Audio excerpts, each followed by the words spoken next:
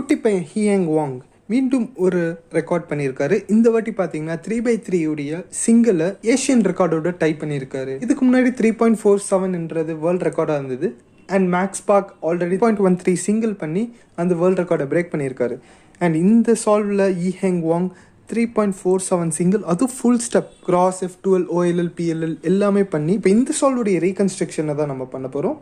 வாங்க வீடியோக்குள்ளே போகலாம். ஸ்கிராம்பிள் இதுதான்.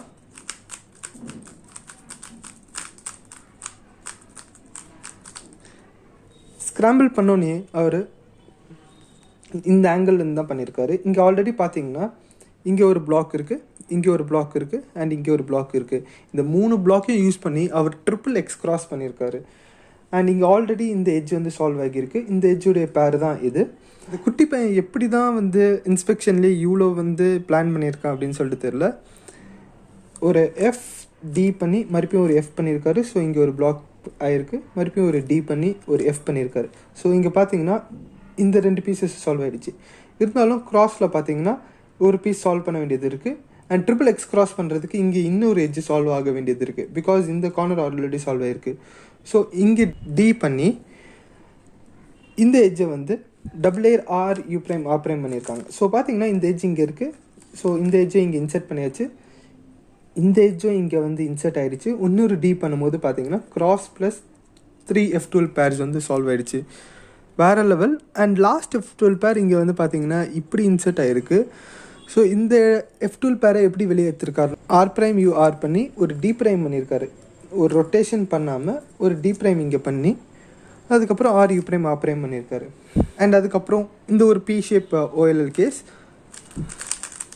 அண்ட் அதுக்கப்புறம் இங்கே பார்த்தீங்கன்னா F' வந்துருக்கு. பண்ணோடனே கியூப் வந்து சால்வ் ஆகிடுச்சு.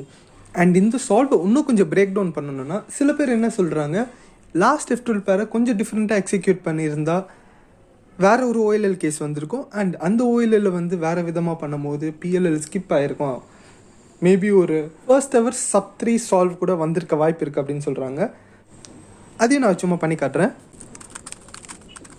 லாஸ்ட்டு கிராஸ் எட்ஜ் இன்செர்ட் பண்ணுற வரைக்கும் சொல்யூஷன் அப்படியே தான் இருந்தது. இந்த பீஸ் அப்படியே இன்செர்ட் பண்ணிக்கிட்டே கடைசியில் இதை இன்செர்ட் பண்ணுறாங்க. இன்செர்ட் பண்ணிட்டு ஒரு D பண்ணாமல் ஒரு வைட் U பண்ணிவிட்டு இந்த பீஸை வெளியே எடுத்துகிட்டு இப்போ இங்கே ஒரு D பண்ணி அந்த பீஸை இன்செர்ட் பண்ணிட்டா இந்த big lightning bolt OLL case வருது. இந்த கேஸை இந்த அல்காரிதம் யூஸ் பண்ணி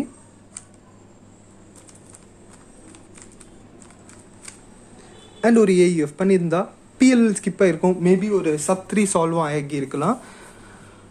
வாட் எவர், இது ஒரு சம சால்வ். உண்மையிலே இன்ஸ்பெக்ஷன் டைமில் XXX கிராஸ்லாம் பண்ணது மைண்ட் ப்ளோயிங்காக இருந்தது.